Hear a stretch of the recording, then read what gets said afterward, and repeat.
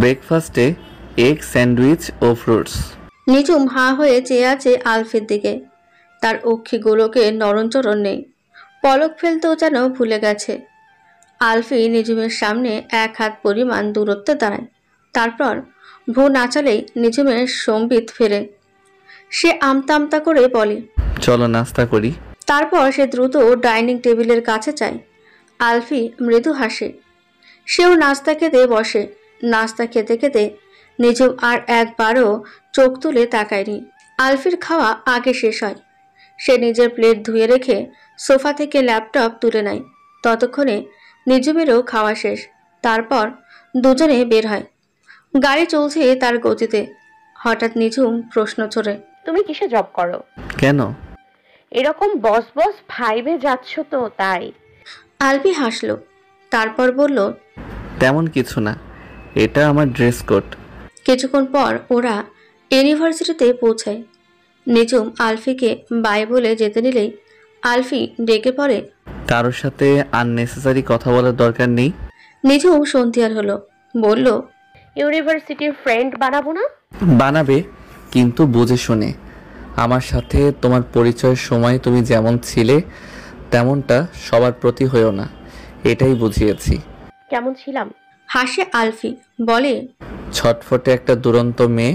Conversation start তোমার মাধ্যমেই। এখন যাও, লেট হচ্ছে, বাই। নিঝুম মিষ্টি করে হেসে আলফিকে হাতের ইশারায় বাই বলে চলে যাচ্ছে। আলফি কাউকে ফোন করে বলে, keep an I on her. দিনের মধ্যাহ্ন। নিঝুম ক্যান্টিনে খাবার কিনে বসেছে। খাবারে চামচ নাড়তে নাড়তে ভাবছে তার সাথে করে আনা টাকা ডলারে কনভার্ট করা। টাকা দিয়ে বেশি দিন চলবে না। তারপর কিভাবে চলবে? আলফির বাড়িতে থাকছে বলে লিভিং কস্ট দিতে হচ্ছে না, কিন্তু একজনের বাড়িতে কতদিনই বা থাকা যায়?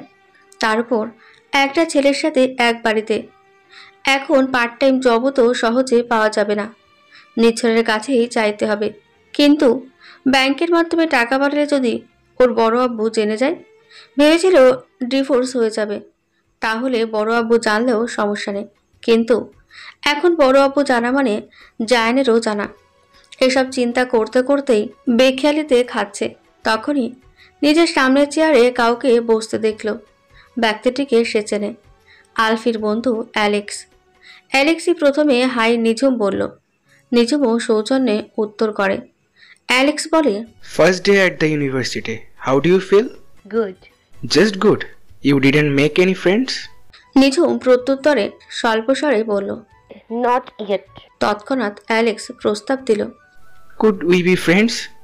ইতস্তত করছে নিঝুম, কিন্তু অ্যালেক্স সেসব পাত্তা না দিয়ে হুট করে নিঝুমের হাতের সাথে হাত মিলিয়ে বলে। Friends? অপ্রস্তুত হাসলেও নিঝুম। অ্যালেক্স বলে, I hear you are married? ভরকালো নিঝুম, বলল, how do you know? Alfie told me this. আলফির কথা শুনে নিঝুম নিভল। আলফিটা সবার কাছে ওকে বিবাহিত বলে পরিচয় করাচ্ছে কেন? আর সেও বারবার তার বিয়ের টপিকটা নিয়েও বলে। নিঝুম আর অ্যালেক্সকে কৃত্রিম হাসি দিয়ে চটজলদি খেতে থাকে। তারপর ক্লাসের বাহানায় উঠে পড়ে।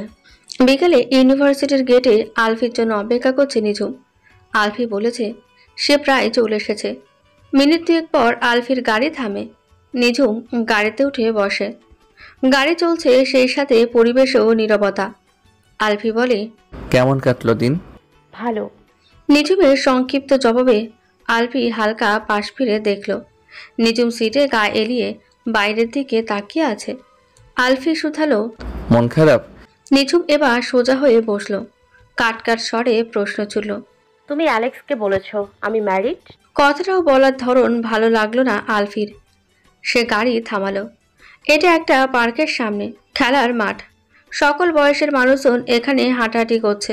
আলফি গাড়ি থেকে নামে। তারপর নিঝুমের সাইডের দরজা খুলে নামতে বলে। নিঝুম বুঝলো না হঠাৎ কেন গাড়ি থামালো। নিঝুম গাড়ি থেকে নেমে আসলেই ওরা পার্কের ভেতরে যায়। হাঁটতে হাঁটতে আলফি বলে, অ্যালেক্স একটু অন্যরকম, যাকে বলে প্লে বয়। ও এই পর্যন্ত অনেক মেয়ের সাথে রিলেশনে গেছে, বলতে পারো এটা ওর হবি। রিসেন্ট যার সাথে রিলেশনে আছে সেই মেয়েটা খুব ভালো, ওকে অনেক আগে থেকেই পছন্দ করত, কিন্তু অ্যালেক্স বলছে ওর সাথে ব্রেকআপ করে ফেলবে। ও হতেও পারে ও তোমার প্রতি ইন্টারেস্টেড, তাই বলে রাখলাম যাতে তোমাকে ডিস্টার্ব না করে। ও, আমি অ্যালেক্সের সাথে কোনো সম্পর্কে জড়াবার কোনো ইন্টারেস্টেড নেই, তাও সে এসে ফ্রেন্ডশিপ করতে চাইলো। ওর শুরুটা এমনই, তুমি ওর সাথে বেশি কথা বলো না। এরপর ওরা পার্কের একটা বেঞ্চে বসলো। সামনেই বাচ্চারা ফেনা বেলুন উড়িয়ে খেলছে। নিঝুম মুগ্ধ হয়ে সেসব দেখছে। পার্কের প্রতিটি কোণায় প্রকৃতির শরতের ছোঁয়া। মৃদুবন্ধ শীতল বাতাস বইছে। আকাশ পরিষ্কার, তুলোর মতো মেঘ উড়ে বেড়াচ্ছে। নিঝুম বলল, এই সুন্দর ওয়েদারে চা হলে বেশ হতো। আলফি কথাটা শুনে উঠে গেল। কিছুক্ষণ পর 2 কাপ কফি নিয়ে হাজির। বলে, কফি হবে, চা হবে না। নিঝুম মুচকে এসে কফির কাপটা নিল। তারপর দুজনে একসাথে বসে পার্কের পরিবেশ উপভোগ করতে লাগলো। কিছুদিন পেরিয়ে গেল এভাবেই। নিঝুম পড়াশোনা নিয়ে খুব ব্যস্ত। নির্ঝরকে বলে রেখেছিল জায়ানের ছবি একটা তাকে কালেক্ট করে দিতে। জায়ানের কোনো মুখ দেখানো ছবি অনলাইনেও নেই। চোখে কালো গ্লাস ও মুখে মাস্ক সহ ছবি সব। নির্ঝর বলেছে পেলে তাকে দেখাবে। আজ নিঝুমের ইউনিভার্সিটিতে ছুটির দিন। আলফিকে অফিসে যেতে হয়েছে। নিঝুম বাড়িতে একা। কিছুক্ষণ পরে নিঝুম বাড়ির পেছনে চলে গেল। আলফি বলেছে সে অনলাইনে খাবার অর্ডার করে পাঠিয়ে দেবে, কারণ নিঝুম খুব একটা রান্না পারে না। তাই অলস সময় কাটাতে বাড়ির পেছনে এসেছে। জায়গাটা সে দিনের আলোয় আজকেই দেখছে। দিনের আলোয় খুব সুন্দর লাগছে। গতকাল রাতে বৃষ্টি হয়েছিল, যার দরুন গাছের পাতাতে এখনো পানি লেগে আছে। নিঝুম বৃষ্টিসিক্ত কমলা বর্ণের ম্যাপল পাতা ছবি তুলছে। আপেল গাছের আপেলগুলোতেও রং হয়েছে। ইচ্ছে করলো একটা গাছ থেকে পেরে খেতে, তাই করলো সে। আপেলের স্বাদটাও খুব মিষ্টি। তখনই মেন গেটের বেল শুনতে পেল। নিঝুম ছুটে গেল সেদিকে। তারপর খাবারের পার্সেল রিসিভ করে নিয়ে আসলো। বাড়ির ভেতরে ঢুকতেই আলফির কল রিসিভ করে আলফি বলল, এখানে দুজনের খাবার আছে, আমি আসছি, একসাথে খাবো, তারপর একটু বেরোবো। তোমার তো অটোয়া দেখা হয়নি। নিঝুম সানন্দে রাজি হয়ে সায় দিয়ে ফোন কাটে। এদিকে বাড়ির ভেতরে আসতেই নেট কানেক্ট হয়েছে। নির্ঝরের মেসেজও এসেছে। নির্ঝর বলেছে, আজকেই জায়ানের ছবি পাওয়া যাবে, একজনকে বলেছে, একটু সময় লাগবে। নিঝুম অধীর হয়ে অপেক্ষা করছে। যার সাথে তার বিয়ে হলো তাকে সে আজ প্রথমবার দেখবে। আলফি এলো কিছুক্ষণ পর। এরপর একসাথে দুপুরের খাবার খেলো ওরা। এখন বেড়াতে যেতে তৈরি। আলফি খেয়াল করলো নিঝুম কেমন বেখেয়ালি, বারবার ফোন দেখছে। তার চোখে মুখে খুব অস্থিরতা, যেন জাগতিক সকল কৌতূহল আগ্রহ ভর করছে চোখ জুড়ে। আলফি বলল, এত রেস্টলেস হয়ে ফোনে কি দেখছো? নিঝুম তার উৎসুক চোখজোড়া ফোন থেকে হাঁটিয়ে আলফির দিকে নিবদ্ধ করলো। তারপর আগ্রহী স্বরে বলল, ও, তোমাকে তো বলা হয়নি, নির্ঝর বলেছে কেউ একজন ওকে আজ জায়ানের ছবি দেবে। আমি তো জায়ানকে কখনো দেখিনি, কোনোদিন যদি জায়ান আমার সামনেও আসে চিনতে তো পারবো না। আলফি তপ্ত নিঃশ্বাস ছাড়ল। তারপর গাড়িতে বসার ইশারা করলো। গাড়ি ছুটে চলল একটা বীচ সহ পার্কে। মুনিস বে পার্ক। এটি রিডো নদীর তীরবর্তী। গাড়ি স্টিয়ারিংয়ে হাত সিট রাখলেও মনোযোগ তার স্থির না। নিঝুমের আগ্রহ আকাশচুম্বী। আলফি দৃষ্টি ফের সামনে ঘুরিয়ে বলল, যদি কখনো প্রুফ পাও জায়ান আহমেদ সম্পর্কে যা রিউমার শুনেছ সব মিথ্যা, তাহলে কি করবে? মেনে নিবে ওকে? থমকালো নিঝুম। এতক্ষণে জায়ানের ছবি দেখার আগ্রহে ভাটা পড়ল। ঠিকই তো, যদি জায়ান আহমেদ সম্পর্কে সে ভুল বোঝে তাকে, তবে স্বামী তো তার। কিন্তু মনের মাঝে এই ভাবনা খানিকের বেশি টিকলে দিল না। ব্যগ্র কণ্ঠে বলল, প্রমাণ তো হয়নি, তাহলে এই কথা উঠছে কেন? প্রমাণ হতে কতক্ষণ? যে এলিগেশন এনেছিল সেও কোনো অর্ডিনারি কেউ না। 5 বছর আগে অ্যানুয়াল বিজনেস অ্যাওয়ার্ড জিতেছিল। ওয়ার্ল্ডে বিজনেসম্যানদের ক্রাশ ছিল, ইভেন এখনো। নিঝুমের মনের ভেতর আশঙ্কা হচ্ছে। আলফির চেহারা ভালোভাবে দেখল।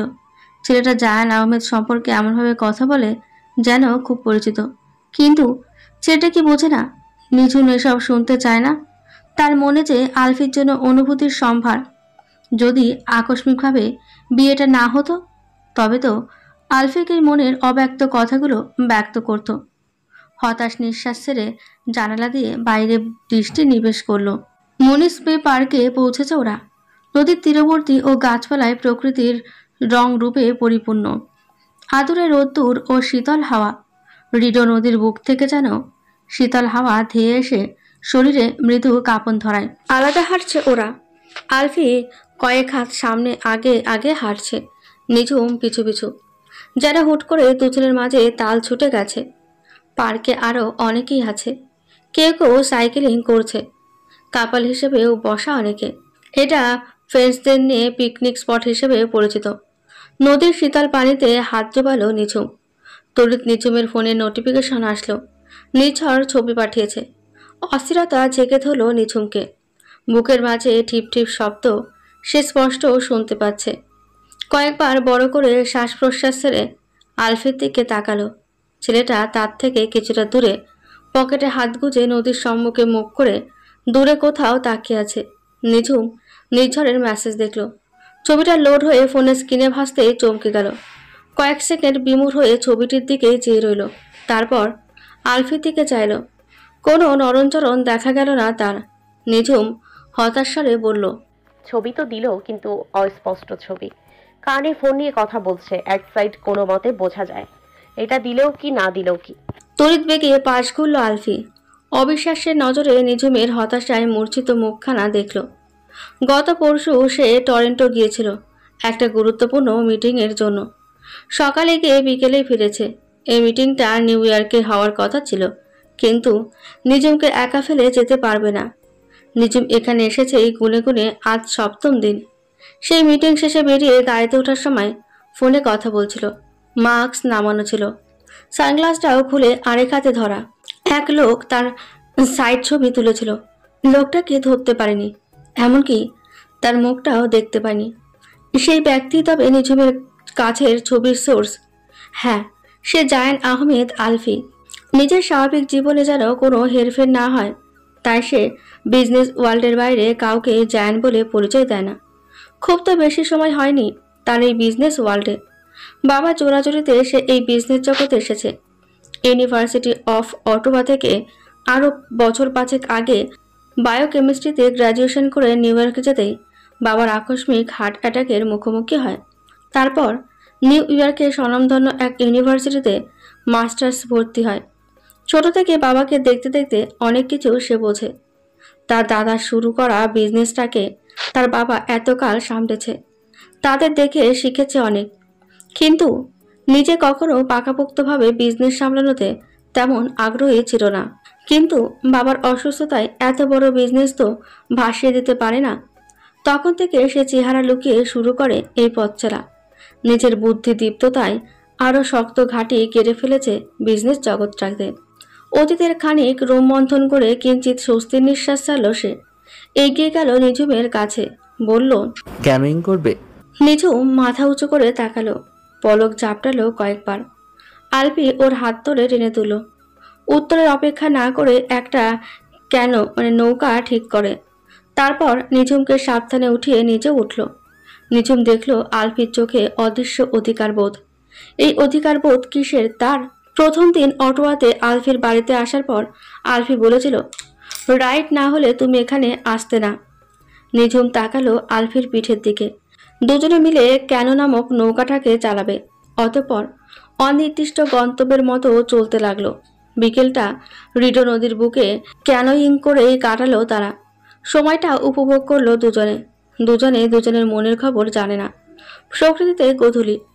দুজন একটা মনোরম প্রিয় প্রহরে গোধূলিবেলা উপভোগ করছে। ওরা নৌকাটা নিয়ে ফিরে আসলো সূর্য অস্তমিত হওয়ার প্রান্তে। আস্তে আস্তে নদীর গর্ভে যেন তলিয়ে যাচ্ছে। নিঝুম ও আলফি সেই দিকেই দেখছে। একজনের দৃষ্টি স্থির তো আরেকজনের চঞ্চল। নিঝুম চঞ্চল চিত্তে এই গোধূলির আলোয় আলফির দিকে এক পলক চাইল। আলফির এক পাশের ফর্সা খোঁচা খোঁচা দাড়িযুক্ত গালে পরন্ত বিকেলে সূর্যের শেষ আলো এসে পড়েছে। কপালের ওপর অবিন্যস্ত ঈষৎ বাদামি ও কালোর মিশেলের চুলগুলো চিকচিক করছে। সেকেন্ডে 2 পেরোতেই দৃষ্টি আবার সম্মুখে অস্তমিত রবির দিকে নজর ঘুরালো। মনের মাঝে দামামা সে স্পষ্ট শুনতে পেল। তার মন বলছে, তোমার পাশে দাঁড়ানো যুবকটিকে তুমি ভালোবাসো।